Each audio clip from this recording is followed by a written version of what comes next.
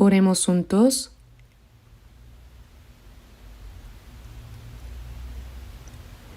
Padre Dios misericordioso que nos amas, nosotros que te habíamos dado la espalda y vivido en pecado, merecíamos recibir tu ira y tu juicio. Pero por tu gran amor y misericordia, nos amaste primero cuando aún no te conocíamos. Jesús tomó sobre sí la maldición y el juicio que nos correspondían, y con su preciosa sangre derramada limpió nuestros pecados para siempre, asegurando que nunca más recibamos juicio ni maldición.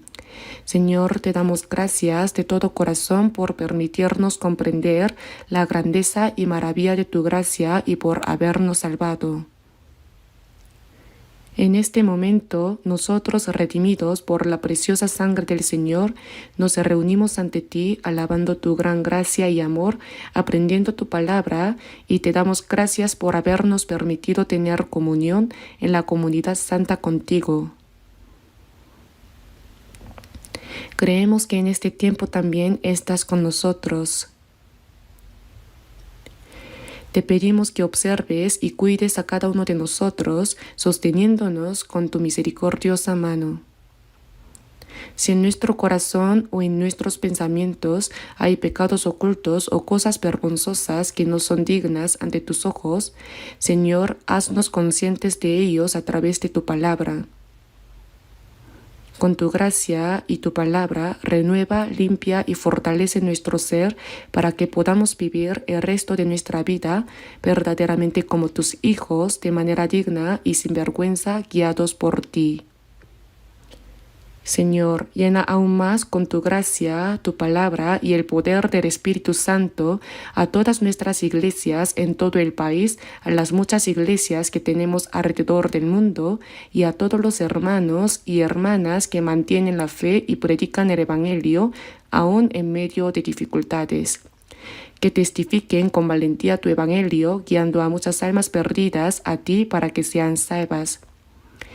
Y guía más plenamente a los hermanos y hermanas que ya han sido salvados para que se mantengan firmes en tu palabra y vivan cumpliendo tu voluntad y gloria. Señor, que nos das la palabra que necesitamos en el momento oportuno y nos enseñas el camino por el cual debemos andar, te pedimos que también en esta hora nos ayudes a comprender más profundamente tu palabra, la cual deseas revelarnos, y que podamos entender con claridad tu santa y perfecta voluntad. Que el Señor tome control y gobierne nuestros corazones y toda nuestra vida, guiándonos para que podamos vivir verdaderamente como hijos dignos tuyos. En este momento, que el Espíritu Santo nos guíe plenamente. Oramos en el nombre de nuestro Señor Jesucristo. Amén.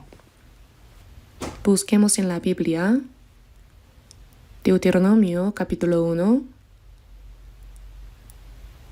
Deuteronomio capítulo 1.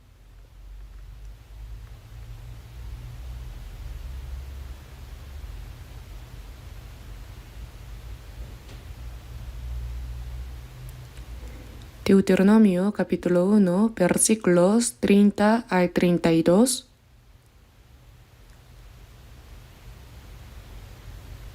Voy a leer los versículos 30 al 32. Deuteronomio capítulo 1, versículo 30. Jehová vuestro Dios, el cual va delante de vosotros, Él peleará por vosotros, conforme a todas las cosas que hizo por vosotros en Egipto delante de vuestros ojos. Y en el desierto has visto que Jehová tu Dios te ha traído, como trae el hombre a su hijo, por todo el camino que habéis andado, hasta llegar a este lugar. Y aun con esto no creísteis a Jehová vuestro Dios.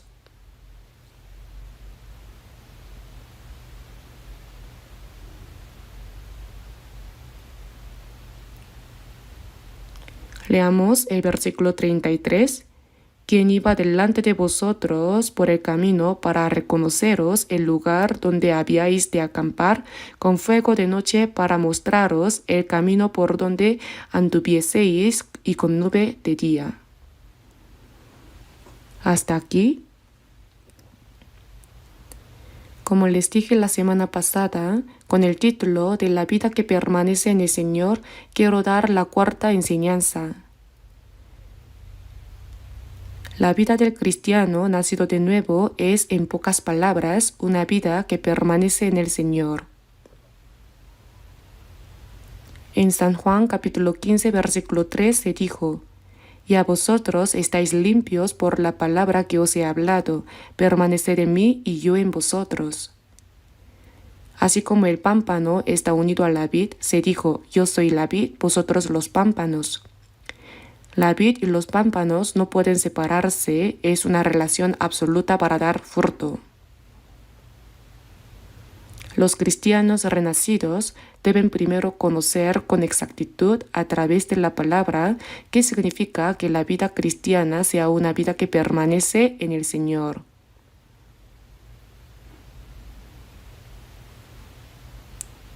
La palabra permanecer en el Señor, dicho de otra manera, es unión.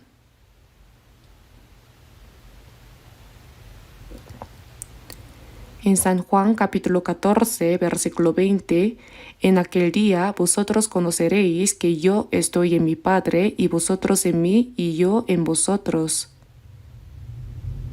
Aquel día es el día en que fuimos salvos.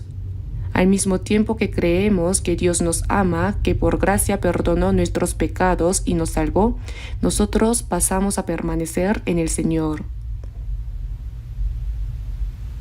En aquel día vosotros conoceréis que yo estoy en mi Padre y vosotros en mí y yo en vosotros. Que el Señor esté en mí y yo en el Señor, en otras palabras, significa unión. Unión. Es que dos llegan a ser uno.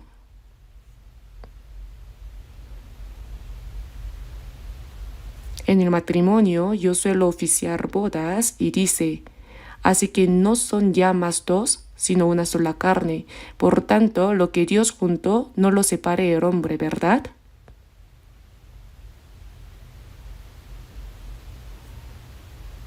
Dos personas, dos diferentes personalidades, ahora se han encontrado y han llegado a ser uno. Dentro de la ley del amor se han hecho uno y ahora comparten alegrías y penas, comparten el destino y viven juntos. Eso es ser uno. Cuando fuimos salvos, el Señor y nosotros llegamos a ser uno. El Señor en mí y yo en el Señor. Esto no se puede separar.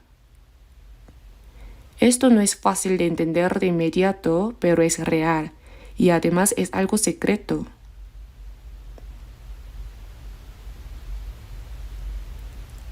Que un hombre y una mujer se casen, lleguen a ser uno, se amen y compartan su destino, es verdaderamente algo hermoso y al mismo tiempo algo misterioso, un secreto. El hecho de que nosotros llegamos a ser uno con el Señor, que estamos en el Señor, es verdaderamente algo misterioso y secreto. Pero eso es una verdad, no es un cuento absurdo. Por eso debemos conocer bien qué es la vida que permanece en el Señor. De lo contrario, una persona que dice haber recibido la salvación puede terminar llevando una vida religiosa cristiana como la de los de otras religiones. La vida religiosa no es la vida cristiana. La vida religiosa es asistir regularmente a seminarios, cantar himnos, orar, participar en ceremonias de culto, ofrendar, cosas así, ¿verdad? Eso también existe en otras religiones. Eso no tiene nada que ver con Dios. Cuando hemos recibido la salvación, el Señor está en mí, yo en el Señor. Hemos sido unidos al Señor y ahora es una vida de vivir junto con el Señor. Debemos saber qué es eso y en la práctica vivir realmente esa vida de estar con el Señor, vivir en el Señor.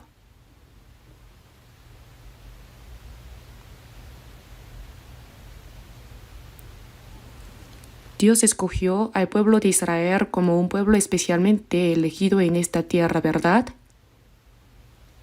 En Deuteronomio capítulo 7 vemos que Dios escogió al pueblo de Israel y especialmente dijo: Jehová tu Dios te ha escogido para hacerle un pueblo especial. ¿Por qué Dios escogió solo al pueblo de Israel? No significa que solo ame al pueblo de Israel, sino que el propósito especial por el cual Dios escogió a Israel fue mostrar a través de ellos como modelo qué sería la vida de todos los cristianos que después recibirían la salvación. Pero el pueblo de Israel, aunque era el pueblo que Dios escogió especialmente en esta tierra, el pueblo escogido, el pueblo elegido, su servicio a Dios fue muy débil. Fue muy corto. En lugar de servir a Dios y vivir conforme a la voluntad de Dios, ellos bajaron a Egipto para escapar del hambre en la tierra de Canaán y vivieron allí como esclavos de los egipcios.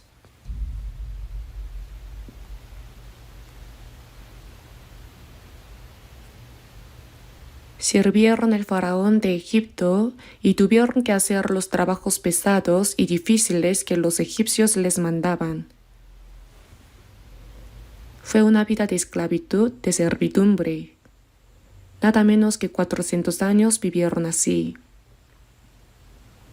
Como sabemos, el número 4 en el mundo significa oriente, occidente, sur y norte, o bien simboliza el mundo. Por eso también en la Biblia el número 4 aparece como los 40 años de vida en el desierto, los 40 días en que Jesús fue probado en el desierto. Ese número 4 está allí. Dicen que incluso los prisioneros no quieren ir a la celda número 4. Es curioso, ¿verdad? No es que sea el carácter chino 4 que representa la muerte, pero aún así. De todas formas, en la Biblia, especialmente el número 4, simboliza el número del mundo, el número del sufrimiento. El pueblo de Israel, siendo el pueblo que Dios escogió, en lugar de servir a Dios, servía al faraón de Egipto, y en lugar de vivir dentro de la gracia y la bendición de Dios, vivían esclavizados por los egipcios y recibían todo tipo de sufrimientos, nada menos que 400 años. ¿Qué nos enseña eso? Eso nos fue mostrado como un gran modelo.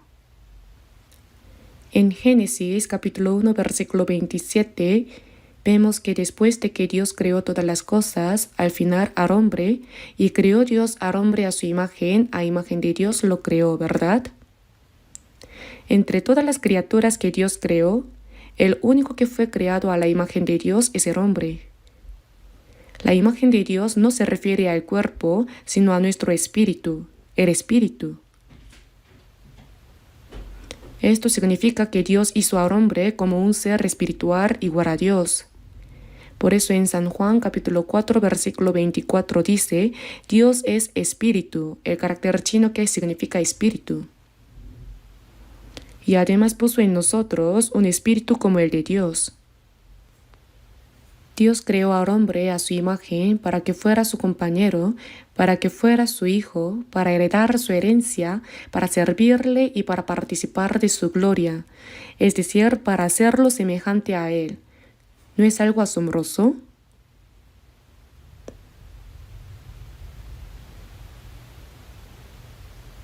Pero el hombre, creado a la imagen de Dios, antes de entrar en ese amor, gracia y gloria de Dios, por haber quebrantado la palabra de Dios, perdió todos esos privilegios y vino a llevar una vida miserable en medio del pecado.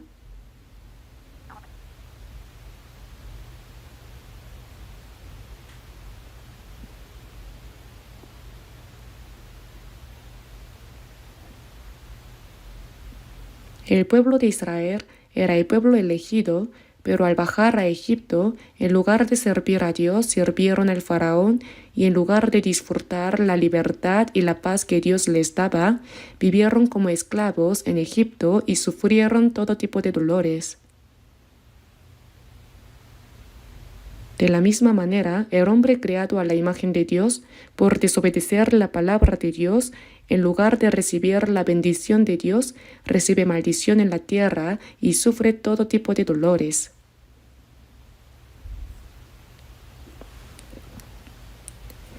Por eso, los 400 años de la dolorosa vida de esclavitud del pueblo de Israel en Egipto son una representación reducida en forma de modelo de todos los hombres que, apartados de Dios, sirven al diablo, son esclavos del pecado y sufren todo tipo de dolores, tal como sufrió el pueblo de Israel.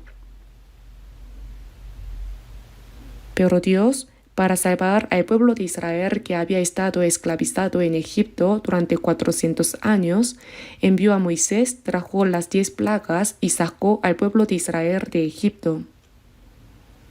Los libró del poder del faraón, pasaron por el Mar Rojo y luego, antes de entrar en la tierra de Canaán prometida por Dios, tuvieron la vida de 40 años en el desierto. Eso también nos fue mostrado completamente como un modelo real. Moisés, que fue enviado para salvar al pueblo de Israel de Egipto, es un modelo de Jesucristo. El significado del nombre Moisés es sacado y el significado de Jesús es salvación. Jesus is Savior, Savior es salvación. Por eso, con esto se mostró de antemano que Jesús nos sacaría del pecado, de la muerte y del poder de Satanás. Y así como guió al pueblo de Israel fuera de Egipto hacia la tierra de Canaán prometida por Dios, la tierra de Canaán es un modelo del cielo eterno. La tierra que Dios prometió al pueblo de Israel fue llamada la tierra buena, que fluye leche y miel, ¿verdad? Esa es la tierra de Canaán. Y para nosotros, los salvos, la tierra que Dios prometió es el cielo nuevo y la tierra nueva, el cielo eterno. Pero antes de llegar a esa tierra de Canaán, hubo 40 años de vida en el desierto. La vida en el desierto tuvo muchos sufrimientos y dificultades. Por eso en Hechos capítulo 7 vemos que nuestro pueblo de Israel, los antepasados de Israel, estuvieron en la congregación en el desierto. En el Antiguo Testamento no aparece la palabra iglesia. Veamos un momento Hechos capítulo 7. Hechos capítulo 7.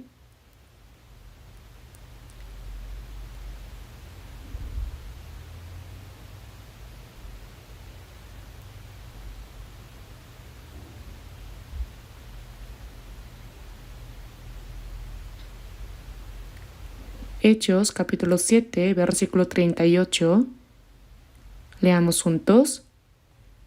Este es aquel Moisés que estuvo en la congregación en el desierto con el ángel que le hablaba en el monte Sinaí y con nuestros padres y que recibió palabras de vida que darnos. El ángel que le hablaba en el monte Sinaí. En el monte Sinaí Dios dio la ley al pueblo de Israel, ¿verdad? Con nuestros padres se refiere al pueblo de Israel, al pueblo judío. Estuvo en la congregación en el desierto. Y esa vida de 40 años en el desierto aquí se expresa como iglesia en el desierto. La vida de 40 años del pueblo de Israel en el desierto tuvo muchos sufrimientos, pruebas y dificultades. Eso nos fue mostrado como un modelo de la vida de iglesia que el cristiano lleva después de haber recibido la salvación, antes de entrar en el cielo eterno, el cielo nuevo y la tierra nueva. La vida de iglesia no es algo tan sencillo. Estuvo en la congregación en el desierto. En el Antiguo Testamento no existe la palabra iglesia. La vida de 40 años del pueblo de Israel en el desierto fue un modelo de la iglesia. Este es aquel que recibió palabras de vida que darnos. Este hombre es Moisés. Moisés sacó a Israel de Egipto, los guió en el desierto y los condujo hasta la tierra de Canaán. Ese Moisés es un modelo de Jesucristo que nos salvó. Por eso, después de haber sacado al pueblo de Israel de Egipto, ¿Cómo los condujo Dios hasta la tierra de Canaán? En Deuteronomio capítulo 1 versículo 30, como leímos antes, dice: Jehová vuestro Dios, el cual va delante de vosotros. Dios guió al pueblo de Israel desde Egipto hasta Canaán y lo hizo delante de sus ojos. Jehová vuestro Dios, el cual va delante de vosotros. Dios mismo anda delante del pueblo de Israel.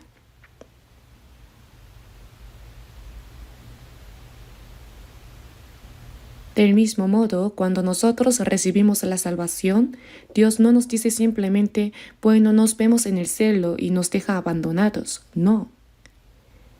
Él permanece con nosotros hasta que entremos en el reino de los cielos. Nos guarda, nos protege y nos guía. Por eso la Biblia dice que Él va delante de nosotros. Sí, Él va delante de nosotros. Y dice: Jehová tu Dios te ha traído como trae el hombre a su hijo. Así como un padre carga en brazos a su hijo amado, Dios cargó y sostuvo al pueblo de Israel. La vida en el desierto, después de haberlos sacados de Egipto, fue una vida en la que Dios mismo los llevaba en sus brazos, amándolos, protegiéndolos, guardándolos y ayudándolos. Por todo el camino que habéis andado hasta llegar a este lugar, Dios continuó guiándolos. Sin embargo, en el versículo 32 dice: y aun con esto no creísteis a Jehová vuestro Dios. El pueblo de Israel olvidó la gracia de Dios que los había sacado de Egipto.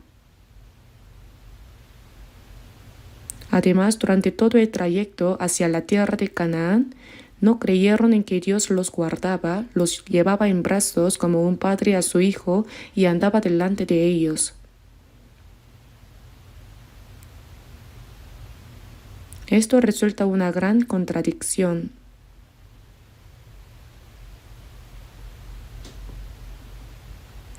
Ahora bien, pensemos en nosotros, los que hemos sido salvos. Después de nuestra salvación, Dios entregó a su Hijo unigénito para que muriera en la cruz en nuestro lugar, derramando toda su preciosa sangre para pagar el precio de nuestros pecados y rescatarnos. ¿No somos entonces seres sumamente valiosos para Dios? Si un hombre rico vendiera todas sus posesiones para adquirir un solo objeto, aquel sería lo más precioso en toda su vida. De la misma manera, para Dios no existe nada más valioso que su Hijo unigénito. Aquel que es igual a Dios mismo fue enviado en forma humana. Ese santo y justo murió en la cruz cargando el pecado del mundo, derramando toda su preciosa sangre para salvarnos. El propósito por el cual el Señor nos salvó es llevarnos al cielo eterno. Pero antes de entrar allí tenemos la vida de iglesia. Y esta vida de iglesia es de suma importancia porque es el proceso en el que Dios elimina el resto equivocado en nosotros, nos ejercita y nos entrena a fin de hacernos personas dignas de entrar en el reino de Dios y participar de su gloria. Esa vida de iglesia es sumamente importante. La vida en el desierto del pueblo de Israel fue un modelo de ello. Sin embargo, la Biblia dice que los israelitas olvidaron la gracia de Dios y no creyeron que Él los cargaba y los guiaba. ¿Cómo es posible eso? Es como los hijos que después de haber sido engendrados, criados y cuidados con sacrificio por sus padres, terminan olvidando esa gracia. Y a veces apenas algo no les agrada, se rebelan diciendo: ¿por qué me trajeron al mundo? ¿O qué han hecho por mí? Qué incomprensible es esa actitud.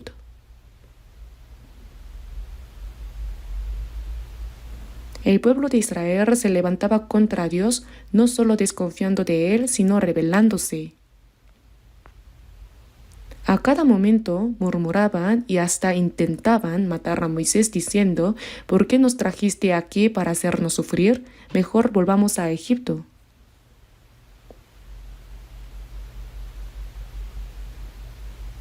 Pero ¿cómo volver? Entre Egipto e Israel estaba el Mar Rojo. Cuando lo atravesaron fue porque Dios mismo los hizo pasar, pero después de eso jamás podrían cruzarlo de nuevo por sí mismos. Ninguno de los que quisieron volver pudo entrar en Canaán. Todos murieron en el desierto. Esto nos deja una lección muy importante.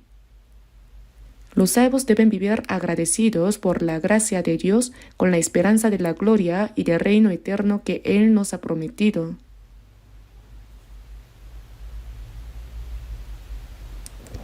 Aunque tengamos sufrimientos y adversidades, Dios nos prepara, ejercita y entrena para hacernos dignos de entrar en su gloria. Pero si no comprendemos esto, al enfrentar cualquier dificultad enseguida caemos en la murmuración contra Dios, olvidamos la gracia de la salvación, nos inclinamos a la desobediencia y hasta deseamos regresar al mundo.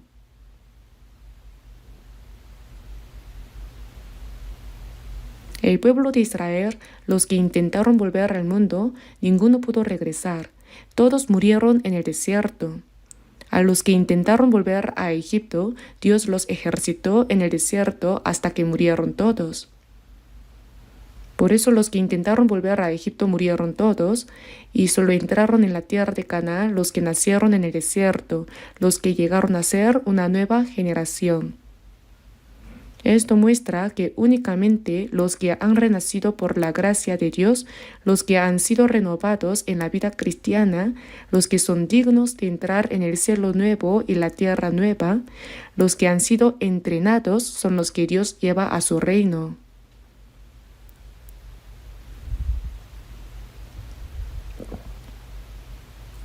La vida de iglesia no es algo sencillo. Es el proceso en el que Dios nos ejercita, nos fortalece, nos hace vencer el pecado y el poder de Satanás y nos forma para que seamos personas dignas de entrar en su gloria.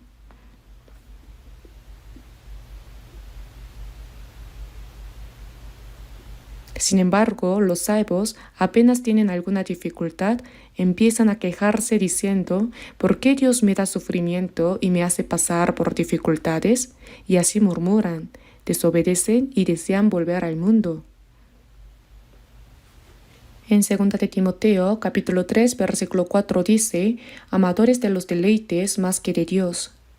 También hay personas así. Y está escrito: y aun con esto no creísteis a Jehová vuestro Dios. Si lo pensamos superficialmente, podríamos decir: ¿cómo es posible? Dios los libró de Egipto con gran poder, los hizo pasar por el Mar Rojo, los guardó y los guió en el desierto, y quería darles la tierra de Canaán que había preparado para ellos. Pero ellos, sin saber esto, murmuraban en el desierto, desobedecían y querían volver a Egipto.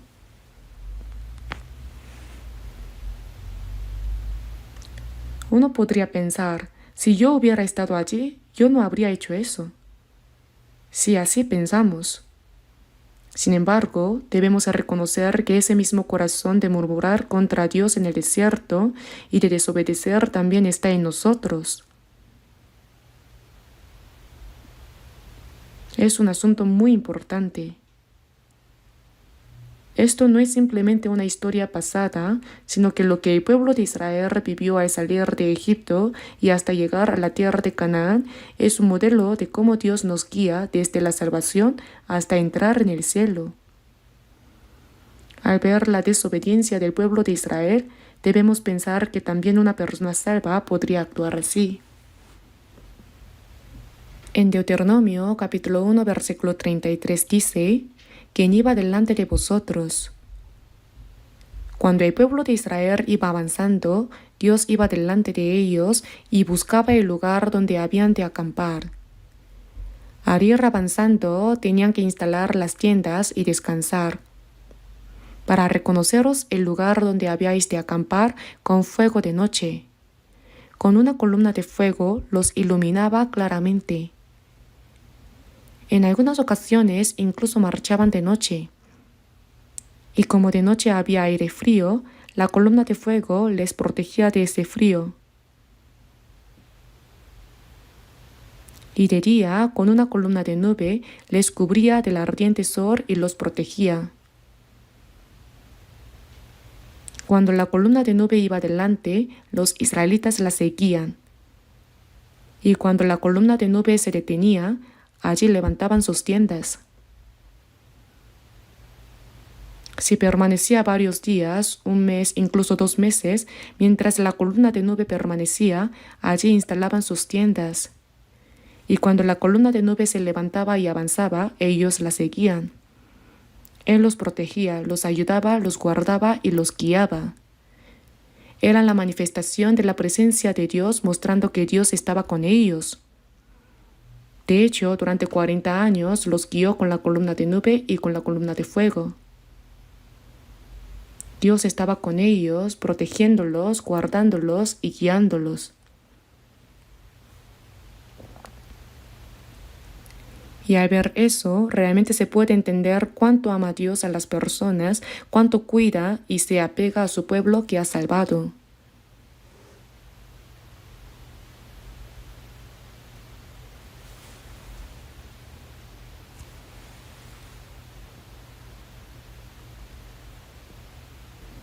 El alma del hombre es preciosa ante los ojos de Dios, ¿verdad? En Isaías capítulo 49 versículo 5 dice, porque estimado seré en los ojos de Jehová. ¿Por qué es estimado? Porque entregó a su Hijo unigénito para que muriera en nuestro lugar, derramando su preciosa sangre, pagando un alto precio para salvarnos. ¿Acaso no somos entonces un ser sumamente valioso? Hay un himno que dice, con sangre me compró y no me soltará. Con sangre, con la muerte de su Hijo unigénito y el derramamiento de su sangre nos compró por precio, por eso no nos abandona. Nos protege, nos guarda y nos guía. Pero no es solamente que nos ame por gracia y que siempre nos ayude, sino que también para ejercitarnos nos da sufrimientos y pruebas y hay un proceso en el que nos entrena para fortalecernos. Sin embargo, el pueblo de Israel no entendió bien esto.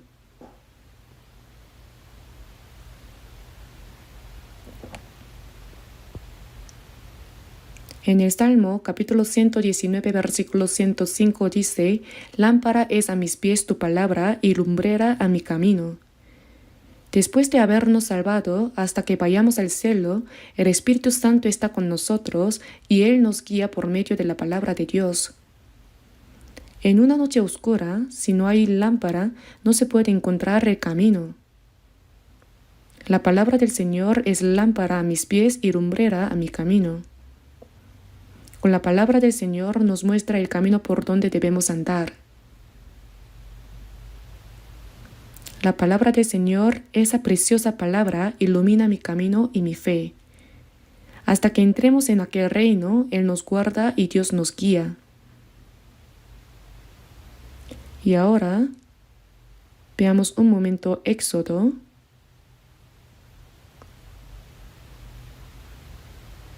Vamos a Éxodo capítulo 29. Éxodo capítulo 29.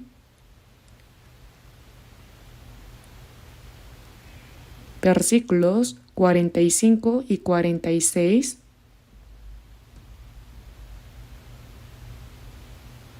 Éxodo capítulo 29 versículos 45 y 46.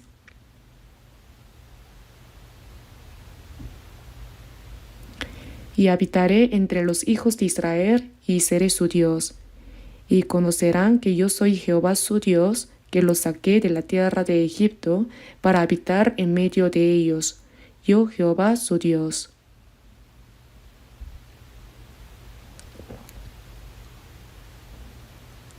Al guiar al pueblo de Israel desde Egipto hacia el desierto, Dios habló a través de Moisés diciendo, y habitaré entre los hijos de Israel y seré su Dios. Y conocerán que yo soy Jehová su Dios, que los saqué de la tierra de Egipto para habitar en medio de ellos, yo Jehová su Dios.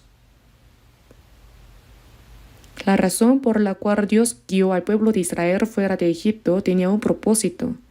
Era para habitar en medio de ellos. ¿Cómo se entiende esto? Dios los salvó para estar en medio de ellos.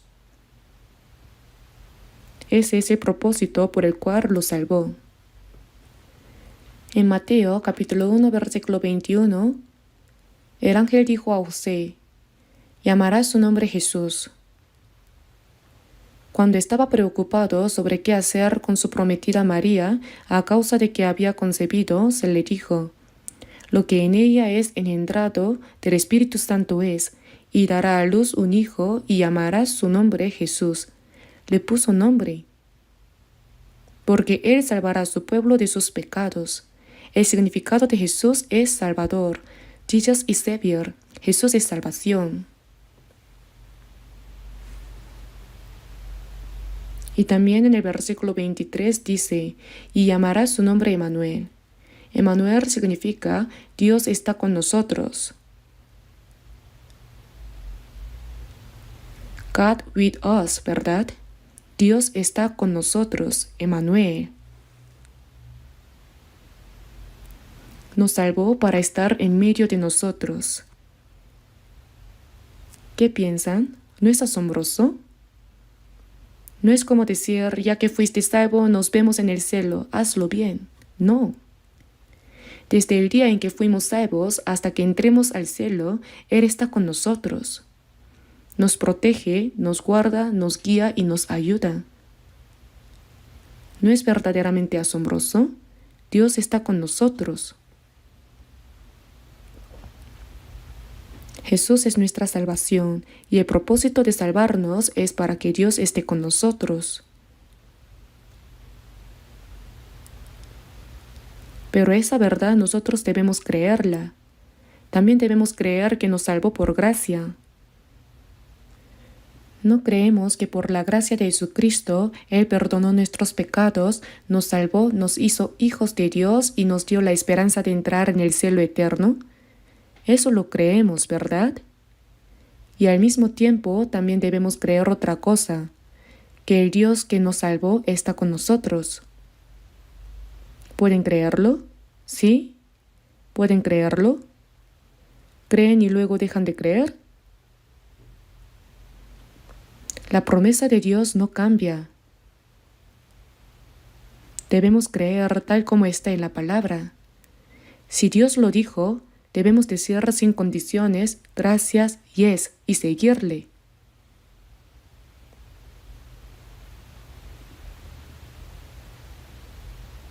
Pero algunos, cuando enfrentan alguna dificultad en su vida, dicen, ¿cuándo está Dios con nosotros? Si Dios está conmigo, ¿por qué tengo estos sufrimientos y dificultades? Pero no es así. El pueblo de Israel tenía a Dios con ellos y aún así, ¿cuántas aflicciones tuvieron en el desierto? ¿Acaso no estaba Dios con ellos? Sí estaba con ellos.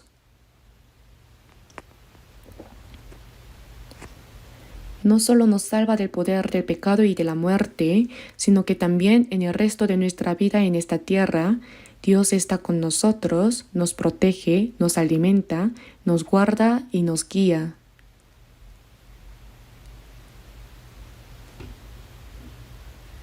En 2 de Timoteo, capítulo 4, versículo 18, el apóstol Pablo dijo, y el Señor me librará de toda obra mala y me preservará para su reino celestial. En medio de cualquier sufrimiento y adversidad, Dios nos guarda y nos protege. ¿Cuántos muchos sufrimientos tuvo el apóstol Pablo? Después de que Pablo fue salvo, hasta el final, cuando fue a Roma, predicó el Evangelio y finalmente fue decapitado hasta ese momento.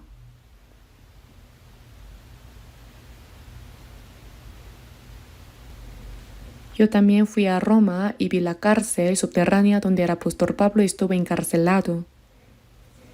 Y también el lugar donde sacaron al apóstol Pablo para decapitarlo. Allí nos explicaron que su cabeza rodó una cierta distancia.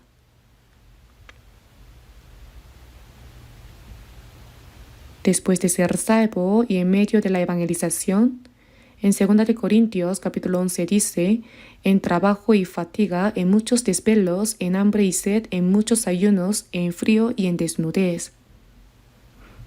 En trabajos más abundante, en azotes sin número, en cárceles más, en peligros de muerte muchas veces. De los judíos 5 veces he recibido 40 azotes menos 1, 3 veces he sido azotado con varas. Cuando uno es azotado con varas puede morir en medio de los golpes.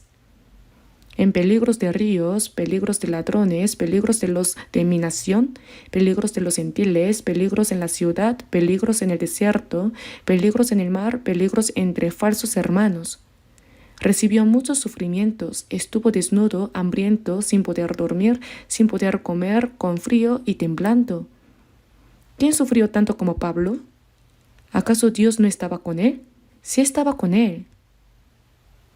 Cuando Pablo fue golpeado y encarcelado, a la noche siguiente se le presentó el Señor y le dijo, «Ten ánimo, Pablo». Incluso cuando Pablo fue golpeado y echado en la cárcel profunda, oraba y cantaba himnos porque creía que Dios estaba con él. No se trataba de creer que Dios está con uno solo cuando se está en comodidad, sino que también hay que creer que en medio de los sufrimientos y adversidades Dios está con nosotros. Hay un propósito por el cual se nos dan esos sufrimientos. Es un proceso para entrenarnos, limpiarnos y fortalecernos para que podamos vencer el pecado y el poder de Satanás y llegar a ser personas dignas de entrar en la gloria de Dios. Pero sin comprender esto, cuando surge un pequeño problema, nos quejamos diciendo, ¿por qué Dios me ha dado este sufrimiento? Y tratamos de huir según nuestro propio deseo.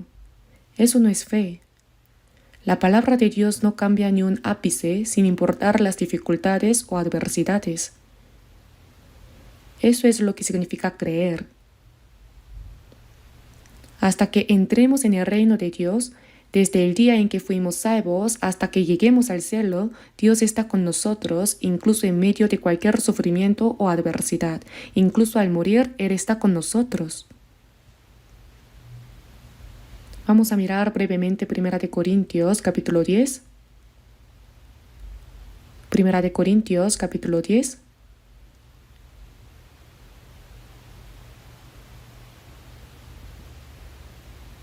Primera de Corintios capítulo 10.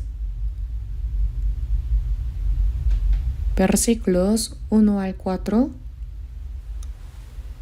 Voy a leer.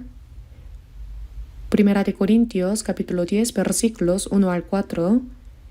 Porque no quiero, hermanos, que ignoréis que nuestros padres todos estuvieron bajo la nube y todos pasaron el mar.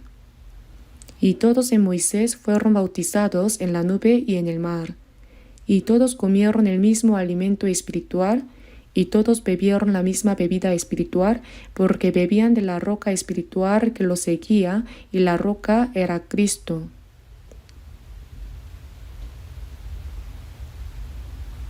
Dios sacó al pueblo de Israel de Egipto y los hizo pasar entre la nube y el mar.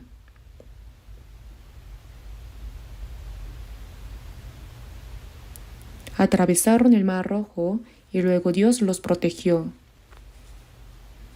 Y todos en Moisés fueron bautizados en la nube y en el mar, mostrando que Dios estaba con ellos. Todos comieron el mismo alimento espiritual. Y todos bebieron la misma bebida espiritual, porque bebían de la roca espiritual que los seguía, y la roca era Cristo.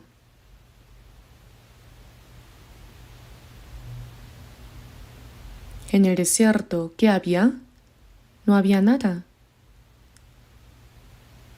No podían cultivar, no podían criar animales. ¿Qué iban a comer? Cada día Dios les daba maná. Cada mañana recogían el maná. Era como semilla de culantro blanco, decían. Cada mañana lo recogían. Y su sabor como de hojuelas con miel. Estaba delicioso.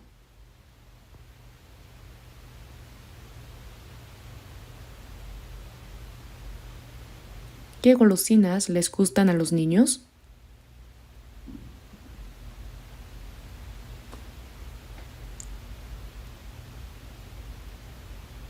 Bueno, lo que sea. En fin, era como de hojuelas con miel, así que debía de estar delicioso. Pero al comerlo todos los días, se aburrían y se quejaban. ¿Solo maná todos los días? Y decían, ¿por qué no nos das carne? Queremos comer carne. Entonces Dios les envió codornices para que pudieran comer hasta que el olor les llegaba a la nariz. Así en el desierto Dios les daba maná y cuando querían carne les enviaba codornices. ¿Y el agua? No cavaban la tierra para hacer un pozo y sacarla, sino que golpeaban la roca y el agua brotaba de la roca y así bebían. Cuando Dios guiaba al pueblo de Israel en el desierto, todo lo hizo milagrosamente. Por eso dice, todos comieron el mismo alimento espiritual, porque es el alimento que Dios les daba. Todos comieron el mismo alimento espiritual y todos bebieron la misma bebida espiritual, porque bebían de la roca espiritual que los seguía. Golpearon la roca y de la roca brotó agua, y la roca era Cristo. Esta roca era un modelo de Jesucristo. No solo que Jesús murió en la cruz y con su sangre perdonó nuestros pecados, sino que así como la roca se rompió y brotó agua, por la gracia del Señor, Él nos guía. Después de ser salvos, tenemos dos cosas que Dios nos da. La gracia espiritual continua, la gracia espiritual que necesitamos. La persona salva no vive solo de comer, ni solo de beber agua. Debemos recibir continuamente la gracia espiritual que las personas del mundo, las que no han sido salvadas, ni siquiera pueden imaginar. En Juan capítulo 1, versículo 16 dice, porque de su plenitud tomamos todos y gracia sobre gracia. La salvación la recibimos una vez, pero después de ser salvos, Dios nos da continuamente la plenitud que hay en Jesucristo, porque de su plenitud tomamos todos y gracia sobre gracia. Hay un himno que dice, siempre da más y más, siempre nos da más, su gracia es abundante, siempre nos da más. Siempre nos da nueva gracia. Nos da nueva gracia en nuestro corazón, nos da nueva alegría, nos da fortaleza y valor en nuestro corazón y así nos da gracia espiritual.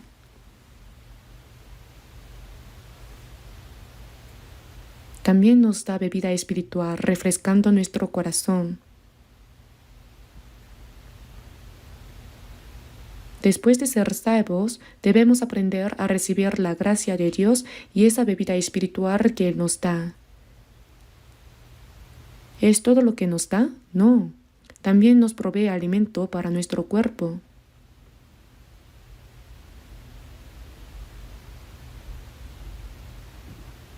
Por eso en Mateo capítulo 6, versículo 26 lo menciono. Mirad las aves del cielo que no siembran, ni ciegan, ni recogen en graneros, y vuestro Padre Celestial las alimenta. ¿No valéis vosotros mucho más que ellas? Las aves del cielo no siembran, ni ciegan, ni recogen en graneros, pero Dios las cuida. Y Él dice a los salvos, ¿no valéis vosotros más que las aves? También está escrito, considerad los lirios del campo como crecen, no trabajan ni hilan, pero os digo que ni aun Salomón con toda su gloria se vistió así como uno de ellos.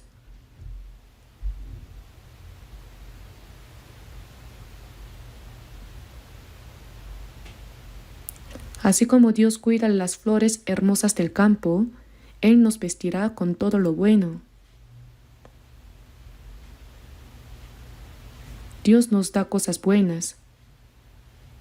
Ahora vamos a ver San Mateo capítulo 6. Debemos buscarlo, capítulo 6, versículo 30.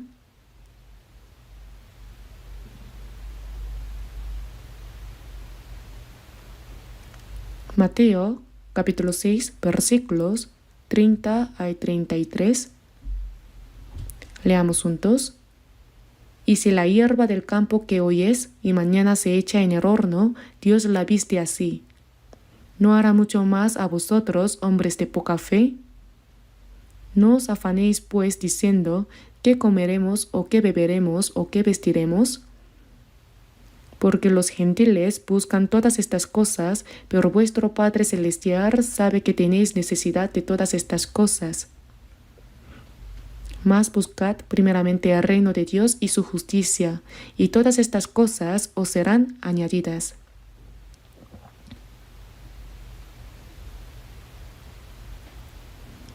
Continúen mirando estas palabras hasta que crean en ellas. Pruébenlo en oración. Incluso las aves que vuelan por el aire, Dios las cría. Y por el vestido, ¿por qué os afanáis? Considerad los lirios del campo como crecen, no trabajan ni hilan. Pero os digo que ni aun Salomón con toda su gloria se vistió así como uno de ellos. Y si la hierba del campo que hoy es y mañana se echa en el horno, Dios la viste así, ¿no hará mucho más a vosotros? Esto significa que nos alimenta y nos viste.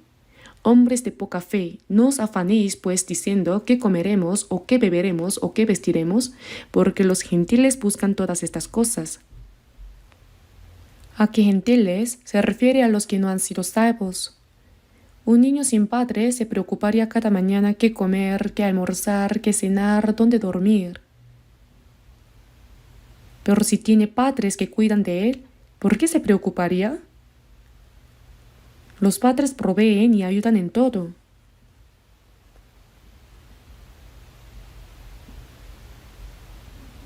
Dios, quien creó todo el universo, es nuestro Padre. ¿No hará mucho más a vosotros, hombres de poca fe?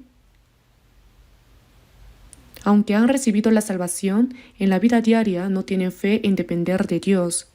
Les respondió diciendo, hombres de poca fe.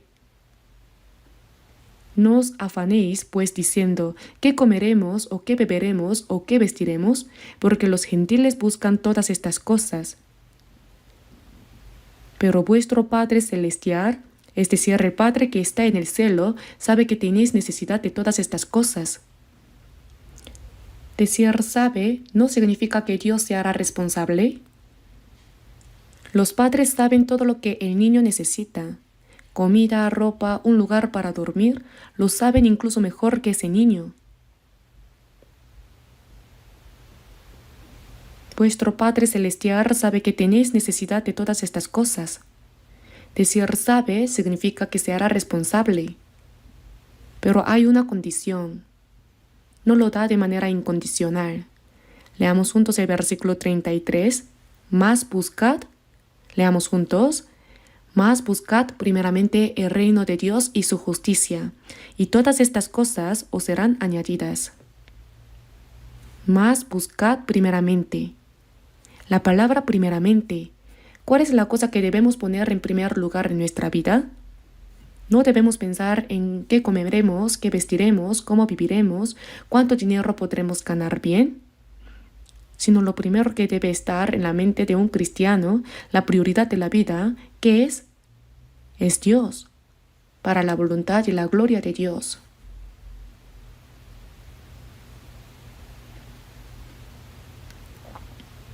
Mas buscad primeramente el reino de Dios y su justicia. Su reino es la obra de predicar el Evangelio. La mayor obra que hace Dios es sacrificar a su Hijo unigénito, perdonar eternamente los pecados con su sangre y que ese Evangelio sea predicado para salvar las almas que irían al infierno. Esa es la obra más grande que hace Dios. En Lucas capítulo 15 versículo 7 dice, os digo que así habrá más gozo en el cielo por un pecador que se arrepiente que por 99 justos que no necesitan de arrepentimiento. Lo que más alegra a Dios es que los pecadores reciban la salvación. Esa obra continúa incluso ahora. Por eso, más buscad primeramente el reino de Dios y su justicia. Su reino se expande cuando se predica el Evangelio y se salvan las personas. Eso es como se amplía el reino de Dios. Se dice que hay tres elementos de un país. Hay soberanía, territorio y ciudadanos. La soberanía del cielo es Dios. El territorio está en el cielo nuevo y la tierra nueva eternos. La obra que Dios hace ahora es crear el pueblo que entrará en ese cielo. Al recibir la salvación, el pueblo del reino de Dios aumenta poco a poco. Recuperan el territorio que fue arrebatado por Satanás. Eso es como se expande el reino de Dios. Por eso, en un himno dice: después de que ese reino prospere, que venga el reino de la paz. Cuando todo el pueblo de ese reino esté preparado, vendrá el rey de ese reino. Decir buscar el reino de Dios significa que al predicar el Evangelio y salvar muchas almas, el reino de Dios se expande. Es la obra de predicar el Evangelio.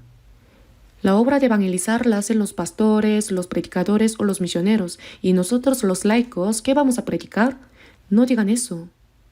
Si miramos en Hechos, ¿solo los apóstoles evangelizaron? Estando reunidos firmes en Jerusalén, vino una gran persecución y todos fueron dispersados. Todos fueron esparcidos por las tierras de Judea y de Samaria, salvo los apóstoles. En palabras modernas, los laicos se dispersaron todos.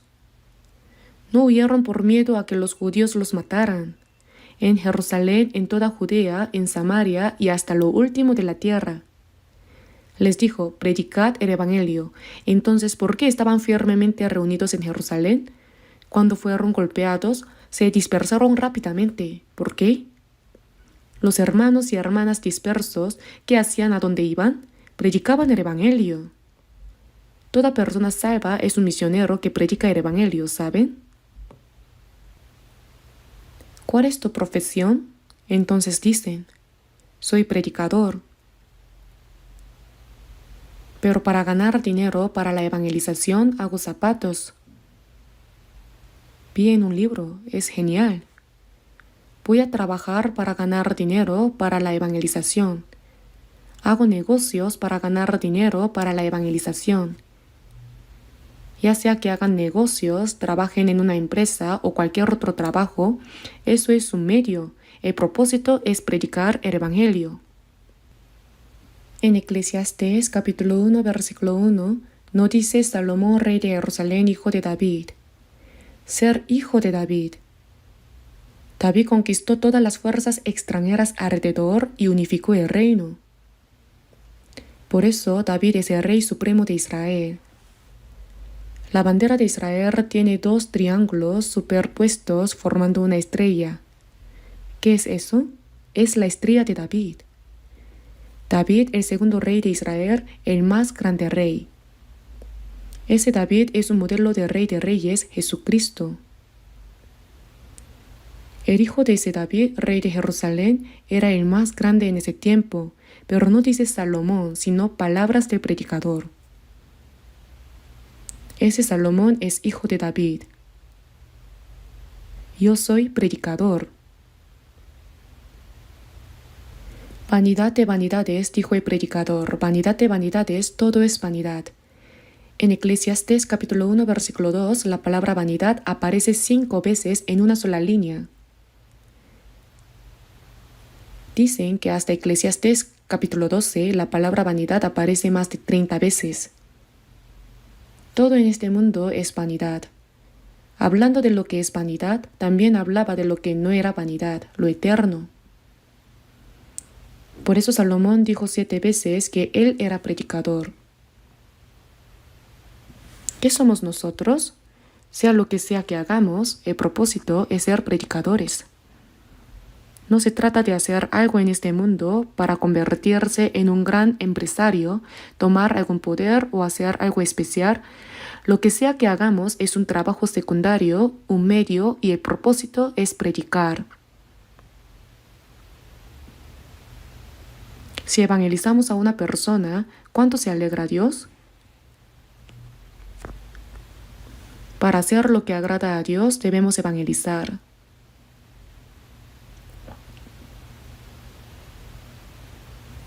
Por eso, el reino de Dios significa predicar el Evangelio. Buscar ese reino es evangelizar. Y decir busca su justicia significa que hacia afuera se predica el Evangelio y hacia adentro los salvos se unen, se aman entre sí y cumplen la voluntad de Dios. Vivir según la voluntad de Dios es cumplir su justicia. Predicar el Evangelio del reino de Dios y hacia adentro la justicia, vivir según la voluntad de Dios. Si hacemos el reino de Dios y su justicia, solo haciendo eso, todas estas cosas os serán añadidas. Todas estas cosas. Lo que nuestro cuerpo necesita nos lo da como extra. Si creen esto, de hecho les irá bien. ¿No van a creer? ¿Van a creer o no van a creer? ¿Van a creer? Deben creer. La promesa de Dios, Dios la cumple sin falta, según la promesa. Como no podemos creer eso, pensamos que nuestros propios medios o métodos son mejores que la palabra de Dios. No podemos creer en la promesa. Por eso vivimos según nuestros propios medios y métodos. Cuando piensan, solo piensan un poco en predicar delante de Dios. Más que pensar en vivir según la voluntad de Dios, pensamos en cómo comer bien y vivir bien, cómo aumentar más la riqueza y vivir con abundancia. Debemos pensar al revés, eso es un cristiano, ¿lo entienden?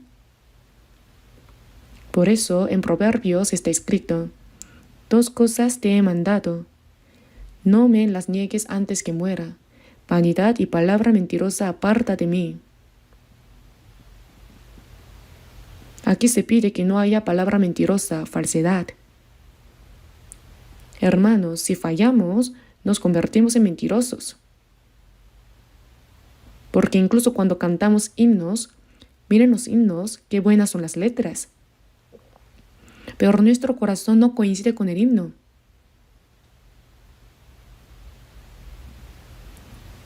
Te amo más que antes. Pero en el corazón hay algo que se ama más que al Señor, entonces es mentira.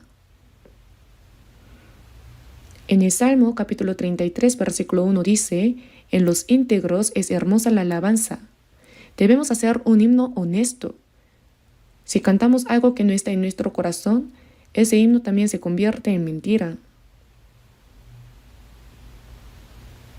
De la misma manera, Dios escucha la oración verdadera. Podemos recitar oraciones de corrido que no están en nuestro corazón. Eso es mentira. Te amo más que antes. Si cantamos ese himno, Dios dice: para. ¿Cuándo me amaste? Amamos al mundo, nos amamos a nosotros mismos, amamos el dinero, amamos los placeres y ese amor por este mundo llena nuestro cuello hasta arriba.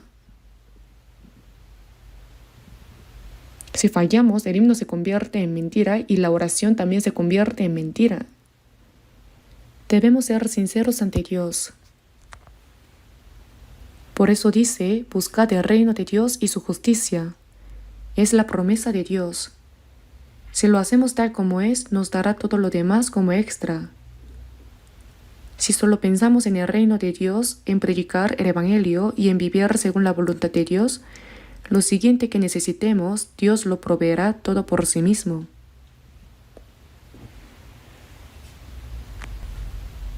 No sé qué porcentaje de fe tengo ahora, pero creo.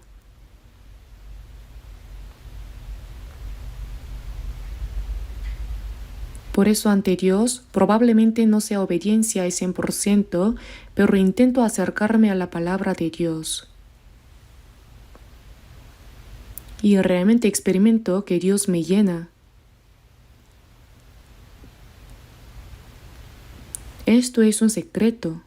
Solo quien lo experimenta lo sabe.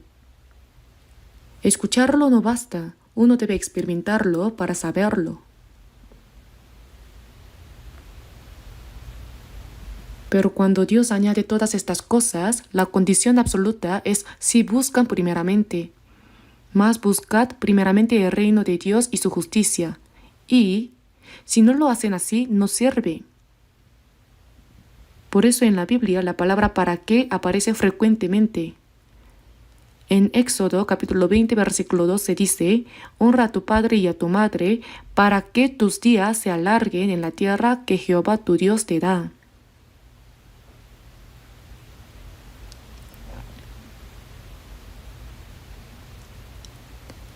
En Deuteronomio capítulo 29 versículo 9 también dice, guardaréis pues las palabras de este pacto y las pondréis por obra para que prosperéis en todo lo que hiciereis. ¿Para qué? Si no lo hacen así, no sirve.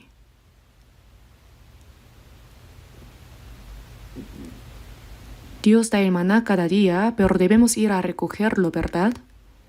Si no recogemos rápido, cuando salga el sol todo se marchita y desaparece. Debemos recoger las codornices también. Dios nos da, pero si solo nos quedamos bajo el árbol de caqui con la boca abierta esperando que caiga, caerá, pero nos golpeará en los ojos. Debemos hacer lo que debemos hacer. En 2 de Tesalonicenses capítulo 3 está escrito, si alguno no quiere trabajar, tampoco coma.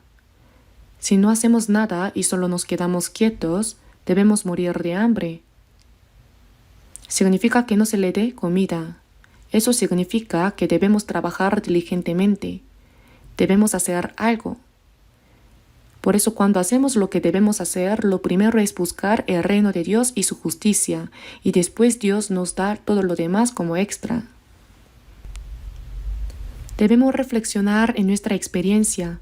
¿Realmente Dios me está ayudando en mi vida o estoy viviendo solo por mis propios medios, por mi fervor persistente? ¿Es Dios quien me ayuda? ¿Podemos discernir eso? Debemos discernirlo. Inténtenlo. Si hacemos primero según la voluntad de Dios, Él no nos abandonará hasta morir de hambre. Nunca nos abandona. Solo que Dios a veces nos hace ricos y a veces pobres. Como dice en Proverbios, Dios empobrece y Él enriquece.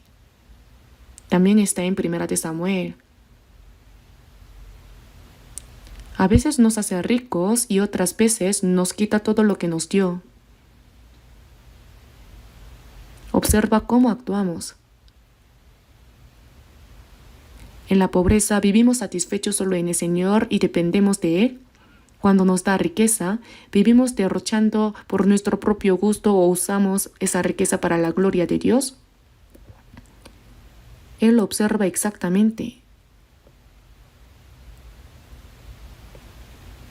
Hay una frase que dice, el dinero es la prueba del carácter. Para saber dónde está el propósito y el concepto de valores de una persona en su vida, la prueba es simple. Si se le da un montón de dinero, se puede descubrir. Todo el dinero, como si ganara la lotería. Usa el dinero como quieras y de repente se le da, digamos, 1.000 millones o varios cientos de millones. Y si se observa cómo lo usa, se revela al 100% el propósito de su vida y su concepto de valores, ¿no es así?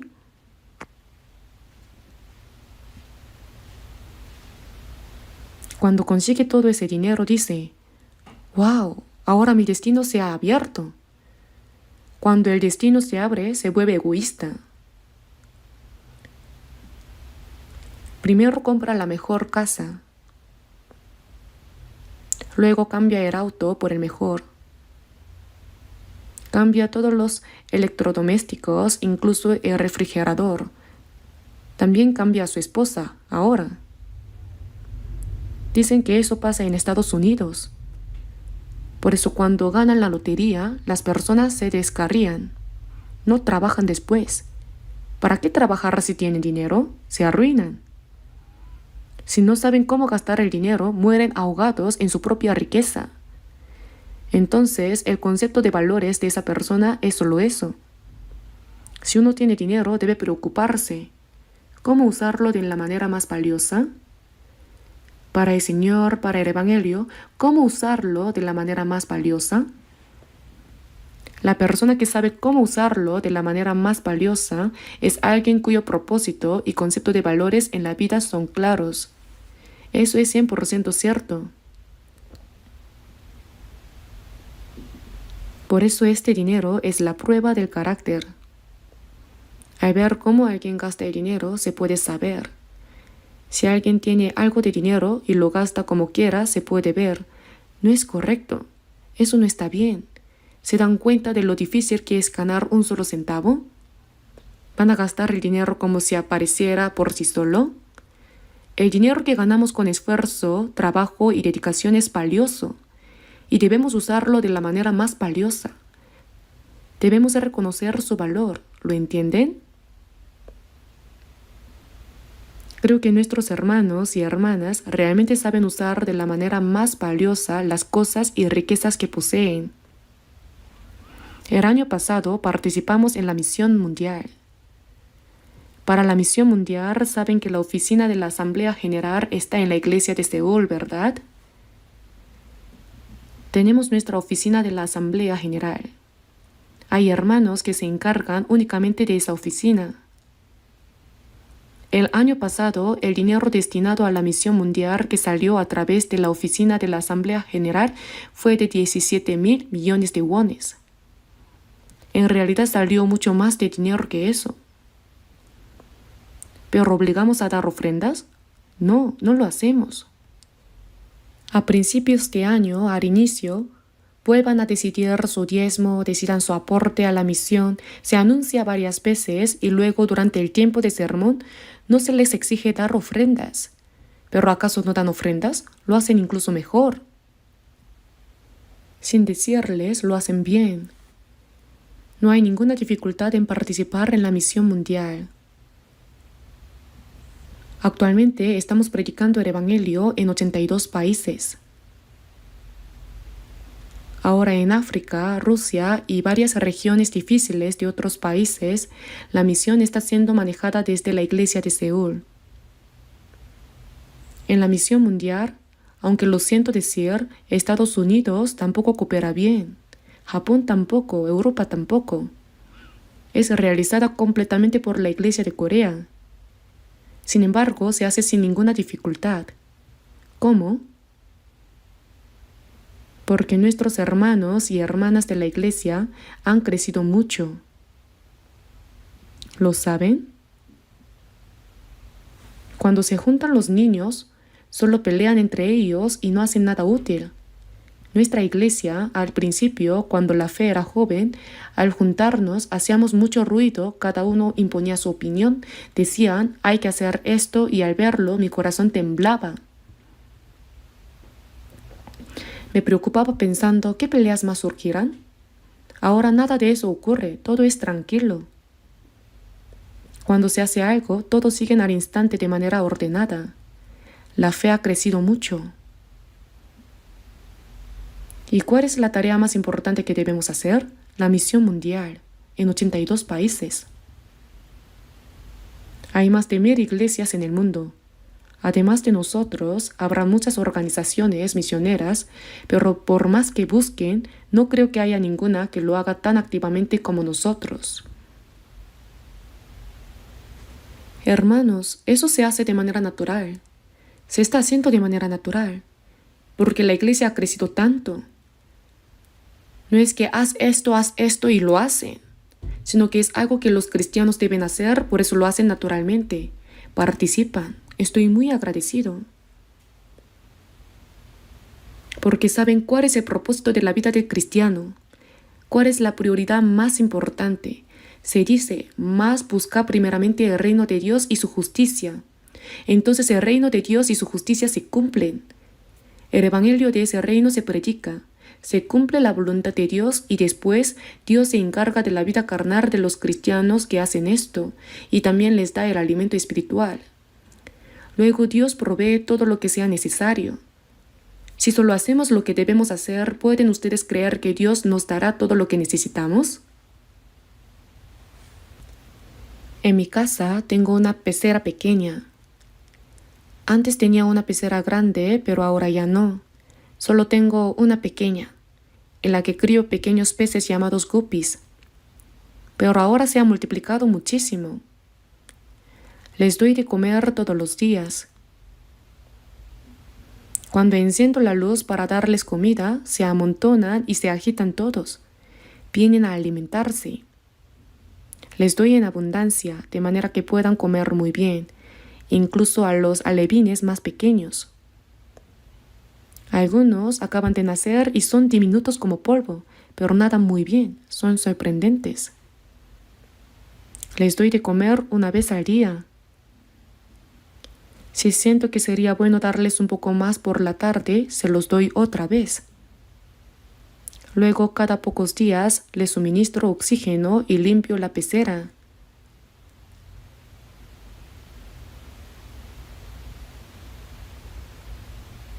¿Saben los peces que hago esto? Les pongo oxígeno y si hace frío, caliento un poco el agua. Si hace calor, la refresco. Yo los cuido y me preocupo por ellos así. ¿Saben los peces esto? Nunca me dan las gracias. No lo saben, ni siquiera sé si me lo agradecen en su interior. Al ver esto, me doy cuenta de que cuando Dios nos da su gracia, no siempre sabemos si es Él quien nos la da, y por eso nuestro corazón no siempre siente agradecimiento hacia Dios. Pero Dios nos cuida con mucho más detalle aún.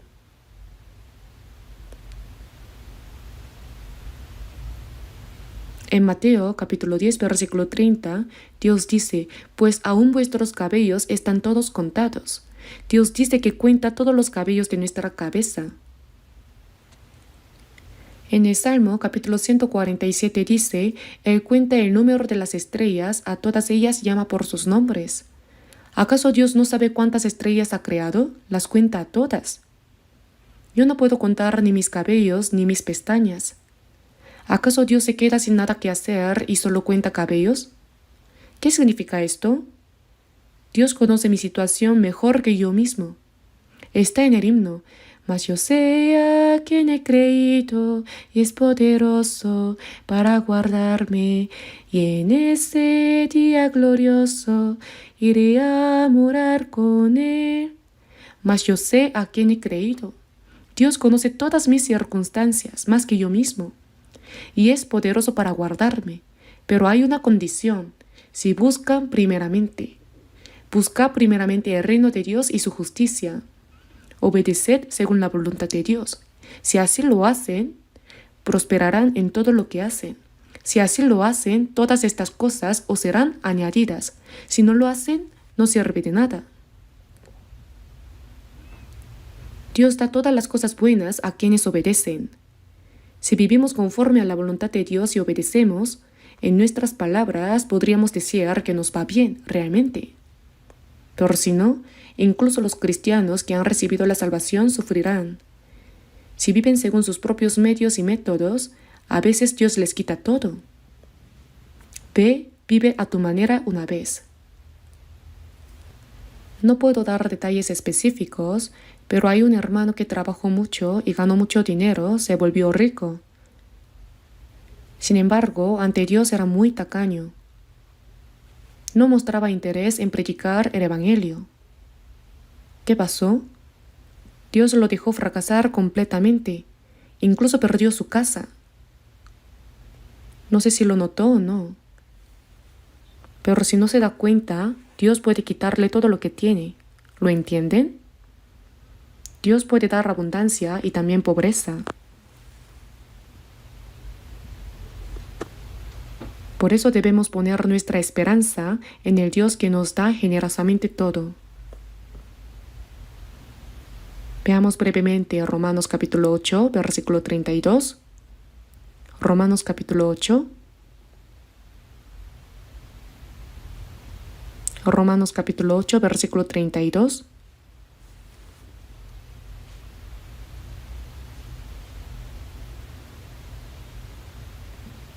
Leámoslo juntos. El que no escatimó ni a su propio Hijo, sino que lo entregó por todos nosotros, ¿cómo no nos dará también con Él todas las cosas?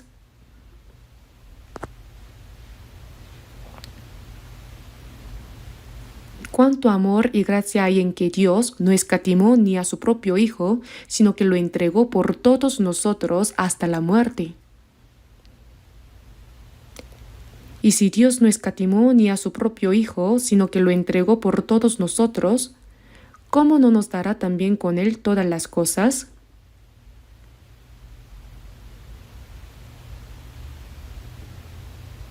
El don es gracia, es algo que se nos da gratuitamente. Si no escatimó ni a su propio Hijo, sino que lo entregó hasta la muerte, ¿qué no nos dará? Significa que nos dará. Entonces, ¿por qué no creemos? Dios nos lo dará. Si solo agradamos a Dios, nos va bien realmente.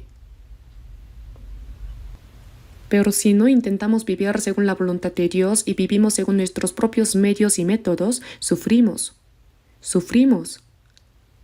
Si los cristianos salvos no viven según la voluntad de Dios y tratan de vivir a su manera, a veces Dios los reprende con disciplina y eso puede ser muy serio. No debemos ignorarlo. Por eso, en nuestra vida cristiana, el hecho de que Dios esté con nosotros y de vivir en el Señor significa estar unidos a Él, estar en comunión con Él. Cuando uno se casa, un esposo y una esposa se convierten en uno solo con amor. Comparten las dificultades, comparten el destino y se hacen responsables el uno del otro en todo. Cuando recibimos la salvación, nosotros y el Señor nos hemos hecho uno. Vivimos según la voluntad del Señor y Él se hace responsable de todo en nosotros. Eso es vivir en el Señor. El título del sermón de hoy, La vida que permanece en el Señor, no lo puse por casualidad. Significa estar unidos al Señor y compartir nuestro destino con Él. Si vivimos según su voluntad, Él se encargará de todo en nosotros. Y si le agradamos y seguimos la voluntad de Dios, Él nos dará todas las cosas buenas sin escatimar nada. Si comprendemos la vida que permanece en el Señor y vivimos según su palabra, nuestro corazón siempre estará lleno de alegría y gratitud. Debemos experimentar realmente que Dios está con nosotros en nuestra vida diaria. No es un Dios lejano, sino que está siempre con nosotros, contando incluso cada cabello de nuestra cabeza, conociendo todo. Debemos creer que ese Dios nos guarda y nos protege. Y si actuamos solo según la voluntad de Dios, Él se hará responsable de todo lo nuestro. Eso es lo que significa vivir en el Señor. Hoy se nos ha ido el tiempo mientras compartía la palabra, así que me detendré aquí. Oremos. Dios Padre misericordioso, gracias porque aun cuando nos hemos alejado de ti y hemos seguido los deseos de nuestra carne en el pecado, nos has salvado y nos guías con tu palabra, tu gracia y tu poder. Gracias porque estás con nosotros hasta que entremos en tu reino. Te agradecemos porque tú estás en nosotros y nosotros estamos en ti, porque tú no nos abandonas, sino que nos guardas y nos proteges, guiándonos hasta que lleguemos a tu reino.